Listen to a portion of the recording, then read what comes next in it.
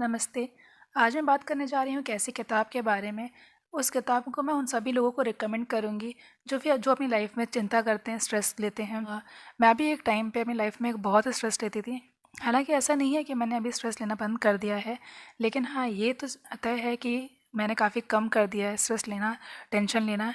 क्योंकि नॉर्मल सी बात है, चाहे आप चिंता कितना भी कर लें, उससे सॉल्यूशन तो कुछ निकलने वाला नहीं है। लेकिन एक चीज़ है, वो ये होता है कि आपकी हेल्थ को ज़रूर इफ़ेक्ट होता है इससे, ये हेल्थ इफ़ेक्टेड होती है। ये मैंने खुद भी अपने लाइफ में महसूस किया कि एक टाइम था जब मैंने लाइफ में बहुत स्ट्रेस लिया। इतना मैं चिंता करती थी कि मैं अपना खाना नहीं खा पा रही हूँ, सही से अपना अपना ध्यान नहीं रख पा रही हूँ। इतना मैंने स्ट्रेस लिया था और इसके वजह से क्या हुआ, हेल्थ इश्यूज़। तो उन हेल्थ इश्यूज़ को डील करते वक्त और ख़ुद पे काम करते हुए तब मैंने ये महसूस किया कि सच में आपको लाइफ में अपने अगर कुछ भी करना है, कुछ भी बनना है, तो इसके लिए आप अपने कर्म पे ध्यान दे सकते हैं। आपका जो प्रेज़ेंट है उस पे ध्यान दे सकते हैं। आपको ये बिल्कुल भूलना पड़ेगा कि आपके पास्ट में आपने क्या गलतियाँ की थी, क्या गलतियाँ आपसे हो गई हैं। आप उनसे बस सीख सकते हैं, उनसे सीख लीजिए और अपने फ्यूचर पे काम करिए। फ्यूचर के बारे में सोचिए कि आप कैसे-कैसे, क्या लक्ष्य आपका है और किस तरह से आप अपने लक्ष्य तक पहुँच सकते हैं। और ये भी नहीं है कि प्रेज़ेंट में आप काम कर रहे हैं, उस वक़्त आप फ्यूचर को लेकर टेंशन ले रहे हैं कि ये पॉसिबल है भी कि नहीं है, और इसकी वजह से आप चिंतित हैं, तो ये नहीं सही है। कैसे आप अपनी लाइफ से स्ट्रेस को दूर कर सकते हैं, इसके लिए मेरे पास एक बुक है, मैंने इस बुक को पढ़ा था।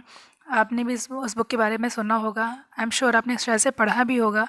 लेकिन जिन लोगों ने नहीं पढ़ा है या फिर जिन लोगों को नहीं पता है, उनको मैं बताना चाहूँगी the monk who sold his Ferrari, इस किताब के बारे में, जिसके जो राइटर हैं ये रॉबिन शर्मा हैं। कुछ ऐसे मेन पॉइंट्स हैं, कुछ ऐसे मेन लाइन्स हैं जो मैं आपसे शेयर करना चाहूँगी, जो आई एम श्योर बहुत ही इफ़ेक्ट करेंगी आपकी लाइफ में अगर आप उनसे सीखेंगे तो। फिर बुक के शुरुआत में ये लिखा हुआ है कि हमारा दिमाग एक बगीचे की तरह है, देखभाल करेंगे तो इसका सही विकास होगा।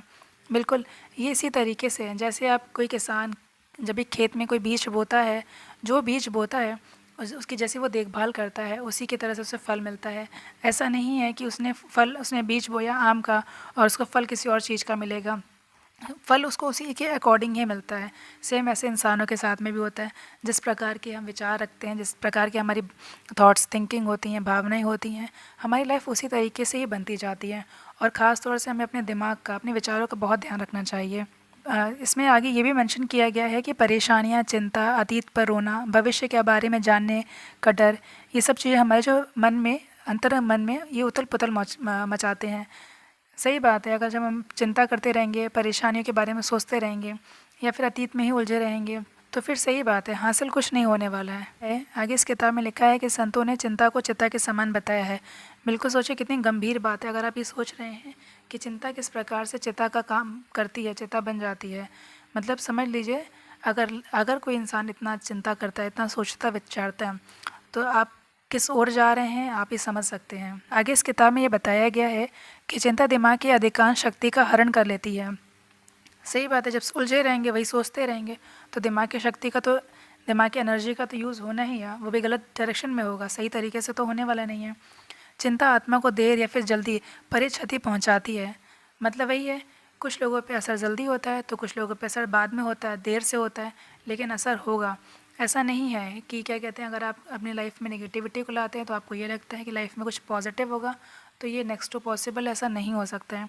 अगर आप पॉजिटिविटी रखेंगे अपने जीवन में, तो बिल्कुल आपका जीवन में सकारात्मक मोड़ ही लेगा। लेकिन अगर आप नेगेटिविटी रखेंगे तो फिर लाइफ पॉजिटिव नहीं होने वाली।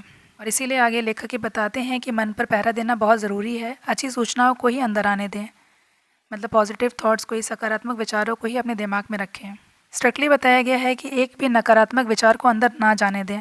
तो समझ रहे हैं यहाँ पे कि अगर कभी भी अपनी लाइफ में आप किसी तरह का आपको स्ट्रेस होने लगे, आप बहुत चिंतित होने लगे और आपको कुछ रास्ता नहीं दिखे, तो फिर ये नहीं कि आप बिल्कुल एकदम नेगेटिव हो जाइए, परेशान होने लग जाइए। तुरंत उस विचार को आने ही मत दीजिए अपने दिमाग में। आपके जीवन में जो भी कुछ अच्छा है उस पर ध्यान केंद्रित करें। तो मतलब ये है कि आपकी लाइफ में कोई भी ऐसी चीज़ है जिसके लिए आप थैंकफुल हो सकते हैं, भगवान के लिए, उस इंसान के लिए, उस वस्तु के लिए, तो बिल्कुल उसके लिए ग्रैटिट्यूड की भावना रखिए, उसके लिए थैंकफुल होइए।